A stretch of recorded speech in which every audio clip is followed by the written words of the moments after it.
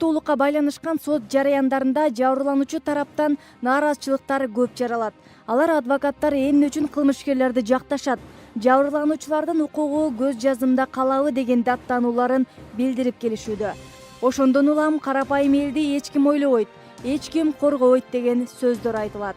Көп эле учурда айтышат да, эмне себептен ушул көбүнчө эле ушул жабырлануучулардын укугу корголбой калды деген негизде айтылат да. Мен буга таптакыр кошула албаймын. Жабырлануучулар азыркы ушул заманда акты ак, караны кара деген негизде корголуп келатат да. Ушул 100% корголот десем дагы жаңылышпайм, сөзсүз түрдө корголот. Эгерде жабырлануучу тарабынан ошол туура эмес арыздаттануулар болуп калган учурда анда сөзсүз түрдө кылмыш иш козгоодон баш тартылган учурлар да кездешет.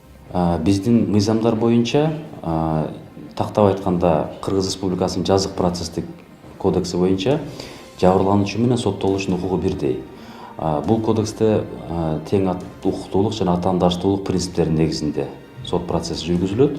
Ошон үчүн соттолуучу корголуш керек, ал эми жабырлануучу корголбош керек деген менен мен макул эмесмин. Мыйзамдагы тең укуктуулук каралган. Адвокаттык коргоого алынбаган жабырлануучулардын 90% ишенбөөчүлүк көрсөтүп, чыккан өкүмгө нааразы болушат. Андайлардын катарын уулунун өлүмүнө себепкерлерди жазага тарта албай жүргөн Ногойбаевдердин үй бүлөсү толуктайт. Шектүүлөрдүн кылмышын далилдеген фактылар аныкталса да, айыпталуучулардын жактоочулары ишти 4 ирет утуп чыгышкан. Ошондон улам доогер Ногойбаевдер адвокат жалдашты. Дагы мындан башка чара көрөлү деп атабыз. Бул это судебное дело, уголовное дело по пункту 63. Пункт 63 УПК Кыргызской Республики. Да, ушундай неме бар экен. Судмедэксперт за ложное показание он должен уголовное дело нести. Вот ушу судмедэкспертти беребиз эми. Деген менен укук коргоочу уюмдардын жүргүзгөн мониторинги боюнча акыркы жылдары Кыргызстанда адам укуктарын тийиштүү деңгээлде коргоо жолго коюла баштады. Көзгө басар катары мамлекет тарабынан кепилденген юридикалык жардам берүүнү мисал келтирсе болот. Акысыз адвокат бөлүп берүү ишти тең жактуу кароого түрткү болууда. Мамлекет кепилдеген юридикалык жардам жөнүндө Кыргыз Республикасынын мыйзамы 7-берене. Акысыз юридикалык жардамды жылдык кирешенин деңгээлин эсепке албастан төмөнкү категориядагы жарандар укуктуу. Жашы жетпегендер, майыптыктын 1 жана 2 тобундагы адамдар, сүйлөө, угуу, көрүү функциялары олуттуу бузулган, психикалык оорулардан жапа чеккен адамдар, өзгөчө оор кылмыш жасады деп шектелген, айыпталган адамдар, жумушка орноштуруу кызматында эсепте турган жумушсуздар, мөөнөттүү кызматтагы аскер кызматчылары. Мамлекет жагынан кепилденген юридикалык укук бул кылмыш иштер боюнча берилет. Мамлекет жагынан тагы катышкан адвокаттар атайын конкурстан өтүп, мамлекеттик министерство юстицияда реестрдин тизмеге киришкен. Ошол адвокаттар юридикалык кызматтарды беришет. Мыйзам боюнча укук коргоо уюмдары тергөөнүн жүрүшүндө кандайдыр бир мыйзам бузуулар же болбосо тергөөчүлөр тарабынан кыйноолор болуп жаткан учурда гана шектүүлөрдү коргоого кирише алат. Баш мыйзамдын 40-беренесинин 3-бөлүмүнө ылайык ар бир жаран юридикалык жардам алууга укуктуу. Ошол себептен ушул эле башкы мыйзамдан калган мыйзамдар чыгат. Ар бир адам өзүнүн укуктарын, өзүнүн кызыкчылыгын жактоого укугу бар. То есть именно ар бир адам аны укук коргоо органдары чакырабы же мамлекеттик органдар, структуралар чакырганда ал жерге өзү эмес жактоочуну алып барганга укуктуу. То есть ар бир өзүнүн кадамын, ар бир өзүнүн кызыкчылыгын жактаганга укуктуу. Мыйзам боюнча жабырлануучуга милдеттүү түрдө адвокат жалдоо көрсөтмөсү жок. Ыктыярына карап, жактоочудан баш тартса болот.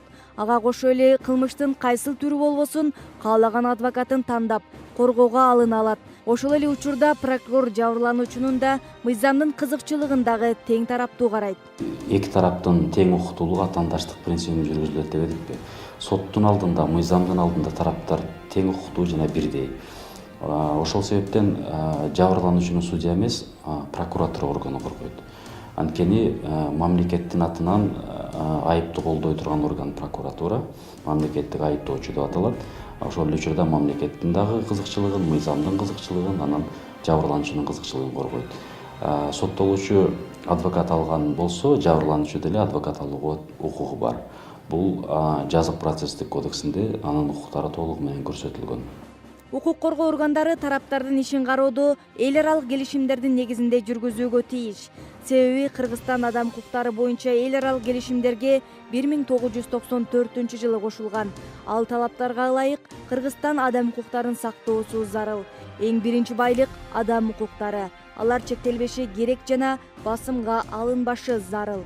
Негизинен бул келишим эле эмес, эң негизги биринчи основной закон болгон ушул биздин негизги законубуз Конституцияда көрсөтүлгөн. Андан сырткары ошол келишимдерде жана бул международный, эгерде башка ошол международный келишимдерде көрсөтүлбөгөн негизде көрсөтүлбөгөн укуктардан башка укуктардан бардыгында ушул колдоп адам укугун жана эркиндигин колдоп келет.